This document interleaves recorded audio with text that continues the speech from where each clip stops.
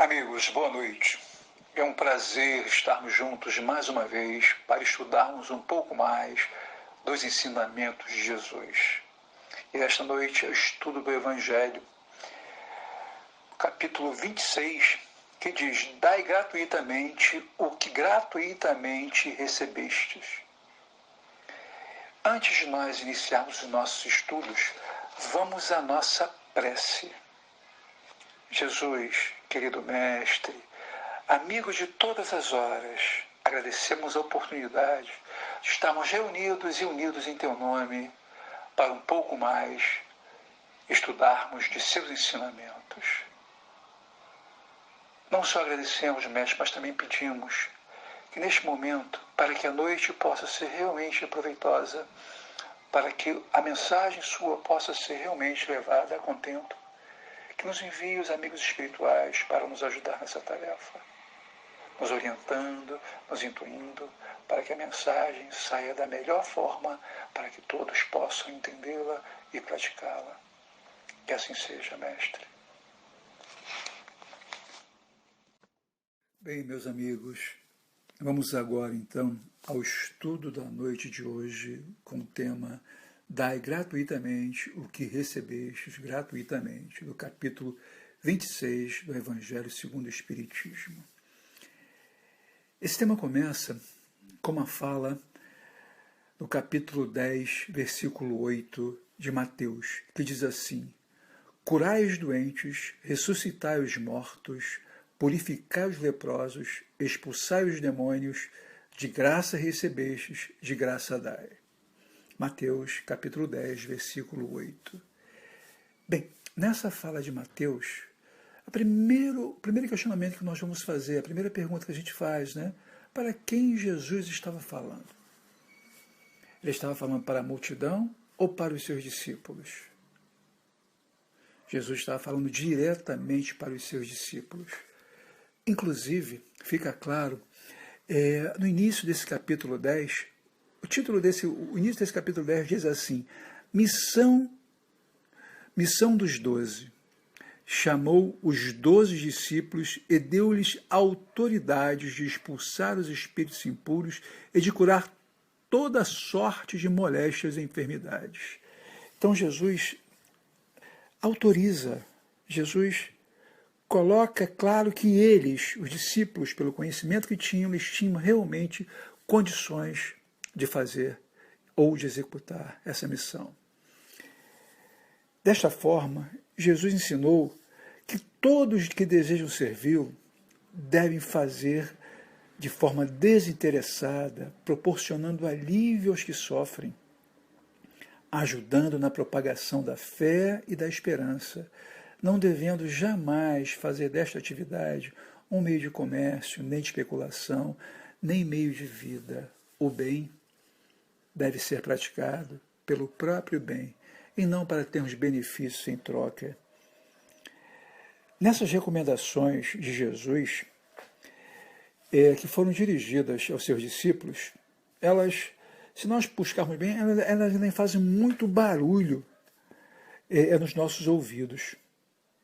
Porque a busca do alívio das dores humanas é uma busca de todos nós. E o nosso Mestre Jesus, de forma única, compreendia a nossa necessidade. Ele procurou sempre, em todos os momentos, de todas as formas, esclarecer, consolar e aliviar. Ele procurava realmente inteirar, ele procurava exemplificar o bem, não só pelas suas falas, mas pelas suas atitudes. E as curas, os cuidados, realmente voltavam para esses aspectos. Tanto é que no capítulo 15 da Gênese, no item 27, diz assim: de todos os fatos que testemunham o poder de Jesus, os mais numerosos são, sem dúvida, as curas. Ele queria provar, por esse meio, que o verdadeiro poder é o que faz o bem, e que seu objetivo era ser útil e não satisfazer a curiosidade dos indiferentes por meio de coisas extraordinárias. Ou seja, a preocupação é de Jesus não era fazer para que os outros pudessem ver somente, mas que ele pudesse deixar claro o exemplo do bem, o exemplo do amor ao próximo, o exemplo do cuidar do próximo. Ele tinha esse cuidado. E André Luiz, no livro Espírito e Verdade, de Francisco Cândido Xavier e Valdo Vieira, ele escreve o capítulo 53 com o título Cura Espiritual. Eu vou pegar uma passagem pequenininha só para poder exemplificar esse cuidado. Comece orando. A prece é a luz na sombra em que a doença se instala. Semeia alegria. A esperança é medicamento no coração. Interprete o doente qual se fosse você mesmo. Toda a cura espiritual lança raízes sobre a força do amor. André Luiz, espírito benfeitor, que através de Chico escreveu toda uma série de livros, começando por Nosso Lar e outros livros. Ele deixa essa mensagem. Fica claro que devemos sempre olhar o doente como se fosse a nós mesmos. Porque precisamos, em primeiro plano, orar pelo próximo, querer o bem do próximo. Por isso, Kardec afirma que se dar gratuitamente é uma recomendação que ele prescreve que ninguém se faça pagar daquilo que nada pagou. Ora, o que eles haviam recebido gratuitamente era a faculdade de curar os doentes e de expulsar os demônios, isto é, os maus espíritos. Esse dom Deus lhe dera gratuitamente para alívio dos que sofrem e como meio de propagação da fé. Jesus, pois, recomendava-lhes que não fizessem dele objeto de comércio, nem de especulação, nem meio de vida. É importante refletir isso, porque essa doação, esse doar-se, é fundamental para a prática do bem. Eu não preciso esperar nada em troca, eu não posso cobrar nada pelo aquilo que Deus me deu.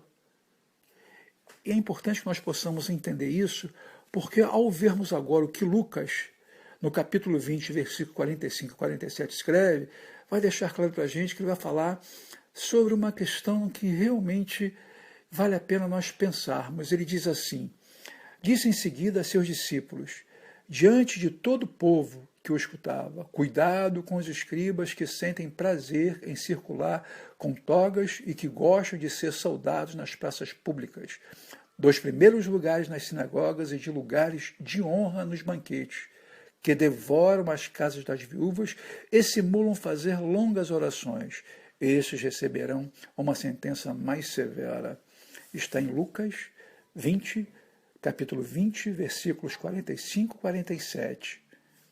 Uma vez mais, vemos Jesus alertando os seus discípulos a não usufruírem vantagem nas tarefas de divulgar as leis divinas. Ué, mas por quê? O que tem a ver com os escribas? Tem um detalhe fundamental aqui. Quando Jesus diz que eles devoram as casas das viúvas, fingindo, ou seja, simulando fazer longas orações, ele está combatendo as preces pagas, que deixam de ser um ato de caridade. Ou seja, alguém está mal, eu chego a poder orar, cobro por isso. Ou quero tirar minha responsabilidade também de participar desse ato, dessa conversa com Deus. E na oração, na prece, é fundamental que nós possamos ter o nosso coração aberto a Deus. Tanto é que na questão 659 do Livro dos Espíritos, Kardec pergunta para os espíritos qual o caráter geral da prece. Os espíritos respondem: a prece é um ato de adoração a Deus. Orar a Deus é pensar nele, é aproximar-se dele, é pôr-se em comunicação com ele. Pela prece, podemos fazer três coisas: louvar, pedir e agradecer. Então, se nós vamos realmente conversar com Deus e Deus vai nos ouvir, como é que nós podemos cobrar com essa conversa se ele não nos cobra nada para nos ouvir? Né?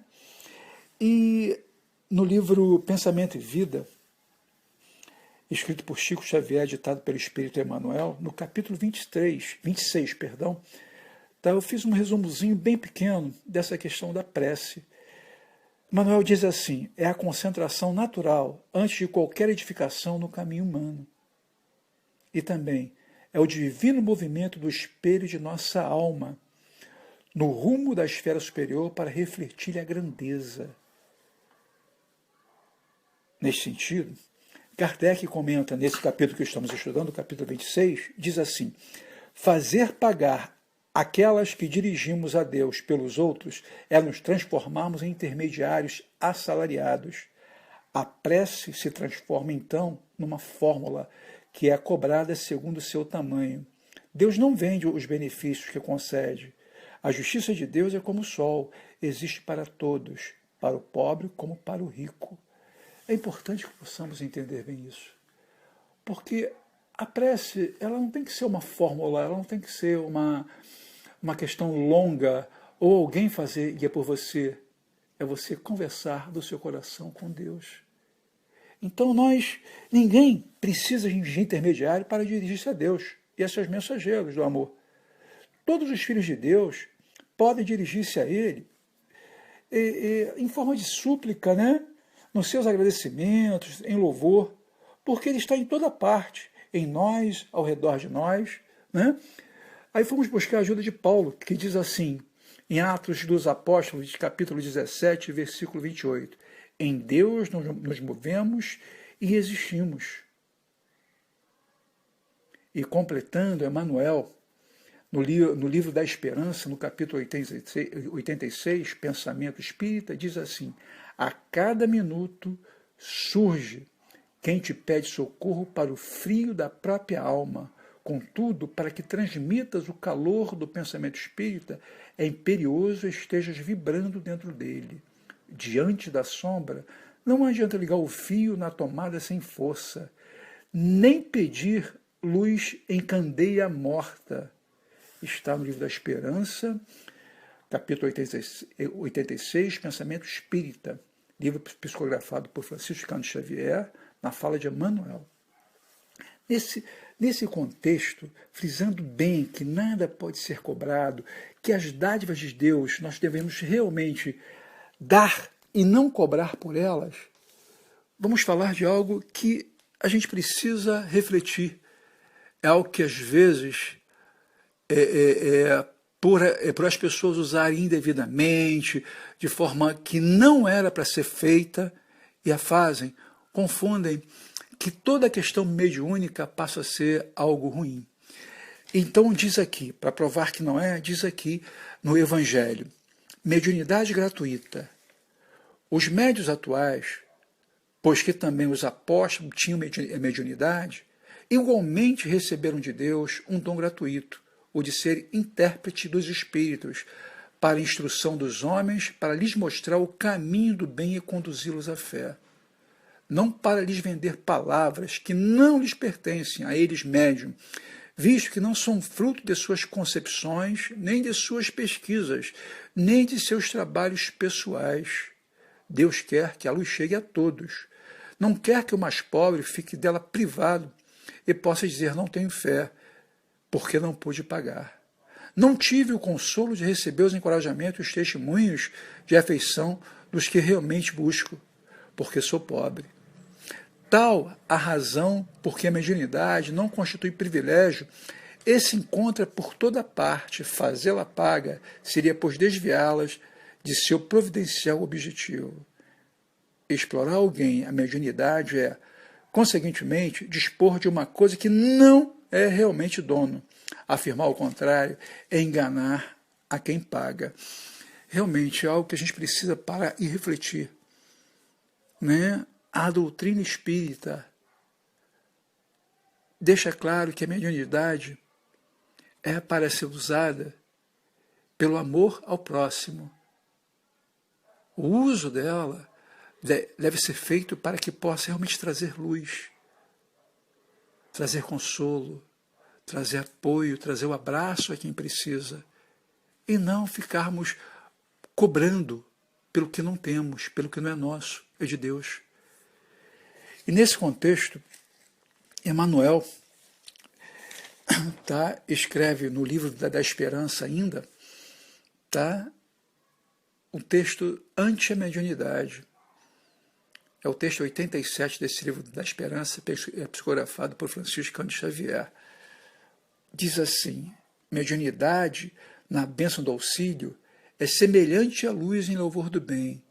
Toda luz é providencial, toda mediunidade é importante. Reflitamos na divina missão da luz, expressar-se de maneiras diversas. Temo-la no alto de torres, mostrando rota segura aos navegantes, nos postos da via pública a benefício de todos, no recinto doméstico, em uso particular, nos sinais de trânsito, prevenindo desastres, nos educandários, garantindo a instrução, nas enfermarias, em socorro aos doentes, nas lanternas humildes, que ajudam o viajor à distância do lar, nas câmaras do subsolo, alentando o operário suarento na conquista do pão. Todo o núcleo de energia luminosa se caracteriza por utilidade específica, nenhum deles ineficiente, nenhum desprezível. No que tange à luz, o espetáculo é acessório, vale o proveito. Em matéria de mediunidade, o fenômeno é suplemento, importa o serviço. Em qualquer tarefa das boas obras, deixa, pois, que a mediunidade te brilhe nas mãos. Entre a lâmpada apagada e a força das trevas, não há diferença. Tão importante deixar claro, quando ele diz mediunidade na bênção do auxílio é semelhante à luz em louvor do bem. Toda luz é providencial, toda mediunidade é importante. Então, se nós realmente estamos no caminho do amor, do Cristo, da caridade que foi pregada, da caridade que foi exemplificada, com que direito iremos cobrar? Por algo que nós recebemos de Deus, um dom que recebemos de Deus. Como podemos fazer isso?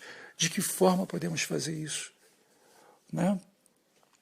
E a gente precisa deixar muito claro que essa questão é algo que realmente envolve a moral de quem está utilizando a mediunidade, que é o ensinamento maior do Cristo. Né, que é o amor. Então precisamos parar e refletir sobre o que temos de Deus, se vamos cobrar ou se vamos realmente praticar a caridade. Depende de cada um de nós. E nós temos que olhar para dentro de nós, nessa questão íntima nossa, e entendermos o que realmente é, na visão do Mestre Jesus, o caminho. Então nós estamos por aqui, meus irmãos, terminando o nosso estudo da noite de hoje, agradecendo muito a Deus essa oportunidade, que o nosso Mestre Jesus continue nos abençoando, nos guiando nessa tempestade que estamos atravessando, nessa turbulência difícil que estamos atravessando, e que Ele possa nos guiar, fortalecendo a nossa fé, que possamos enxergar o amor que Ele nos ensinou e possamos segui-los através da fé, através da busca do bem, da busca do amor, da busca da caridade. Pois assim iremos, nesse barco que estamos, atravessar essa turbulência e essa tempestade tão difícil. Meus amigos, fiquem com Deus, uma boa noite.